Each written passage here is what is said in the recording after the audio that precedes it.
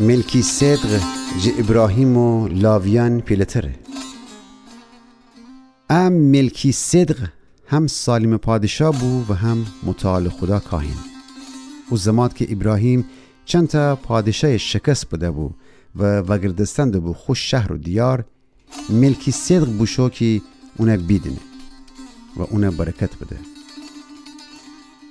ابراهیم هم تمام جنگ غنیمتان جه اونه ده فده. ولی ملکی صدق نام منی اول عدالت پادشاهی سه و اونه پسی سالم پادشاه، یعنی صلح و صفا پادشاه. جه او یکی مقدس کتابان درون اونی پیرومارو شجر نامچه جه هیچ زیر بینیویشتن نبسته و اوشن درون اونی زندگی سرگیفتن و تمانه بستن زمات جه گبی به میدان نمو هنه وسیع خدا پسر شباهت به و ایتا همیشگی کاهیم باقی منی.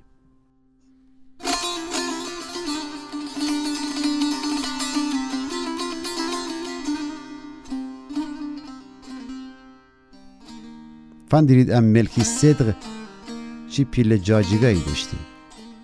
اولا که حتی ابراهیم اسرائیل قوم پیل بابا تمام خود دستمزد جه ده که اونه پیشکش فده. اصلا موسی شریعت مطابق کائنانی که لاوی نتاج جه ایسده و سی خوشن اسرائیلی برارن جه ده فگیرد که اوشنم ابراهیم نتاجد.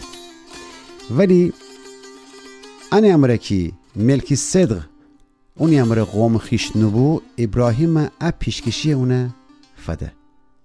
دویمون که ملکی صدق ابراهیم که خدا وعده نفگیفته بو برکت بده، جوری که همه دنده اونی که برکت فدن ره قدرت و اختیار داره جه اونی که برکت فگیره پیلتر.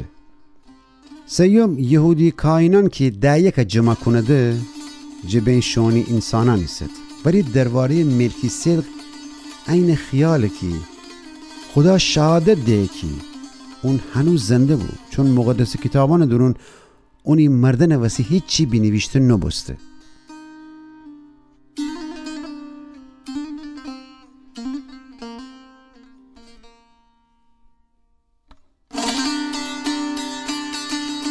چهارم حتی شاه گفتن که لاوی که تمام یهود کائنان پیل بابا بو ابراهیم جه ملکی صدق پیشکشی فده، چون او زمان که ملکی صدق ابراهیم دینه ره با مو اگه چی لاوی هنو به دنیا نمو بو، ولی شاه گفتن از زمات میان ابراهیم جان درون ایسه بو.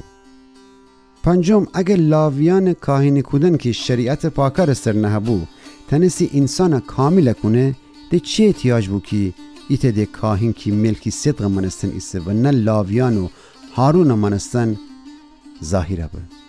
هنم بگم که هو زمان که خدا ایت کاهن ایجور ده اوسیه کنه وسی خوش شریعت و حکم و راروشم انه وسی وگردنه که اکار انجام ببه. و تو که همه دنیم مسیح جه کاهنان ایلوتوار یعنی لاوی ایلوتوار نبو، بلکه یهودا ایلوتوارشین بو که کاهنی کودن وسی انتخاب نبسته بو و موسی هیچ زمان ولشته بو یهودا ایلوتوار اتوچی خدمت انجام بده.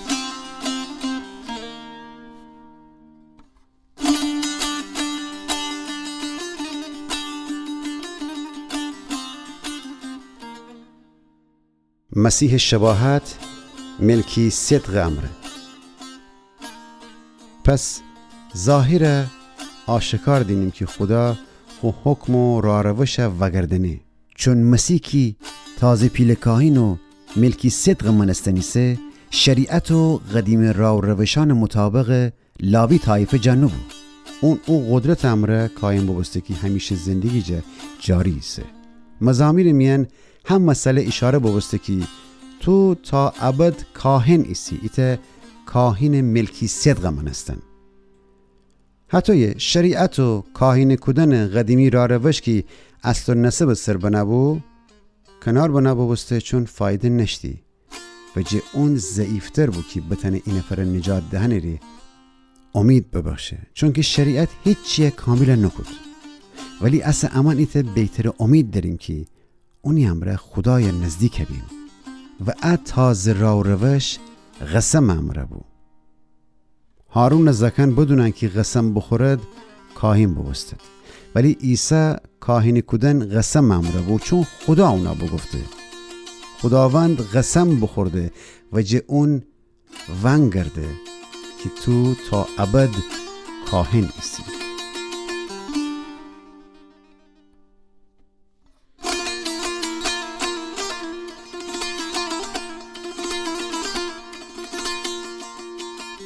خدا قسم امره عیسی تنه اب بیتر و تازه قول و قرار و موفقیت همیشه رو تضمین بکنه.